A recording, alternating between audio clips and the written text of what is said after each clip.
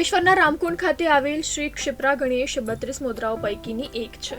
ક્ષિપ્રા એટલે તુરંત ફળ આપનાર। ભારતનું ક્ષિપ્રા ગણપતિનું આ 9મું અને ગુજરાતનું સૌપ્રથમ મંદિર છે, જે પૈકીના 13મા પાટોત્સવની આજરોજ ભવ્ય ઉજવણી કરવામાં આવી હતી। આ સાથે જ આ પરિસરમાં આવેલ નર્મદા માતાજી મંદિરનો પણ 8મો પાટોત્સવ યોજાયો હતો। આ નિમિત્તે ગણેશ યાગ, શ્રીફળ હવન, મહાઆરતી તથા ભંડારા જેવા ધાર્મિક કાર્યક્રમોનું આયોજન કરાયું હતું, જેમાં મોટી સંખ્યામાં ભરૂચ, અંકલેશ્વરની ધર્મપ્રેમી જનતા જોડાઈ હતી।